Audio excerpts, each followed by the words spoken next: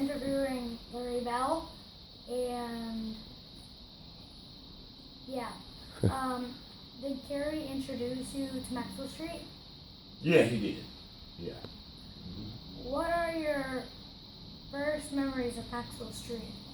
Well, the first memories of Maxwell Street, I saw some real good musicians down there. People like Robert Nighthawk and one John Venture, and they was all down there. They had a big old jam down there.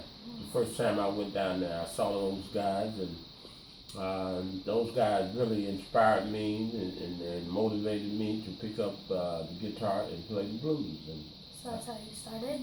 That's basically how I started. Okay. Yeah. So how old were you when you first went to Maxwell Street? When I first went to Maxwell Street, I had to be somewhere, I must have been about 8 years old. Hmm. Did you ever shop there? Shop? Yeah. Yeah, I used to go down there and buy clothes and things like that, and jewelry.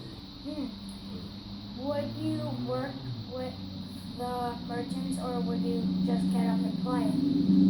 What songs would I play? I mean, like, would you work with the merchants? Did you get to know like the people who were the sellers down there, or did you mostly just kind of hang out with the musicians down there? Or did you know the people who had shops down there? Well, I didn't know them personally. I didn't know the folks that sold me clothes and jewelry. I didn't know them personally. But the only people I knew was the musicians down there personally. Did you have a relationship with them, or were you just like, you would just say hi? Well, it was just, I would listen to the guys and listen to them play, and I got to talk to them a little bit and shake their hand, So it was that kind of, if you want to call it, on a personal level.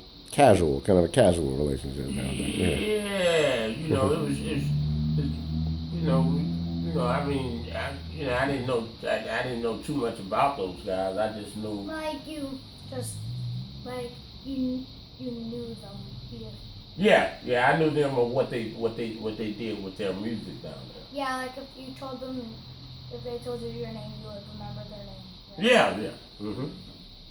And was Maxwell Street important to you? Maxwell Street was one of the most important things that I knew, because when I moved back from up to Chicago, I stayed down south for some years, and when I moved back up here, I first, Maxwell Street was still going strong, and they had all the good blues guys down there, and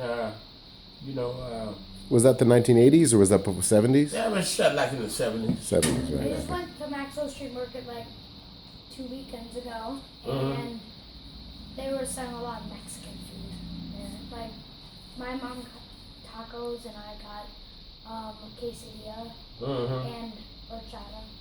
So you think it's kind of... And I saw a band playing too. Down on Maxwell Street? Yeah. Yeah? When was that? I would say maybe 2 Sundays ago. Oh, it was that 2 Sundays ago. They had a band down there. Yeah, huh? it's every Sunday. They had somebody working down there. Yeah. I didn't know they had bands down there anymore. Yeah. That's cool. Yeah, he went down with his mother. I wasn't there. Seems like over the years they changed from selling, they used to have a lot of like Jewish food and, fish and things like that. And now they have a lot of Mexican food because the neighborhood's changed. Yeah. Yeah, I know. It's a lot of Mexican people down there with their restaurants. Yeah. It's changed now. Jewtown ain't like it used to be. Because they tore everything down and they built up condominiums down there. Like Canal Street and Des Plaines. Yeah, it moved. Yeah, so we read that it moved from from Roosevelt to Canal to Des Plaines. So maybe as the neighborhood changed, they had to move the location. Right. Yeah. Did your dad play there like often or not really? My father? Yeah. Yeah, he played there often. Yeah, so he was playing there when even before you can remember, probably. Huh? Yeah, man. When I was a little youngster, as far as I can remember, when I first got into the blues. Around my age. Yes, sir. Yeah. I'm 9.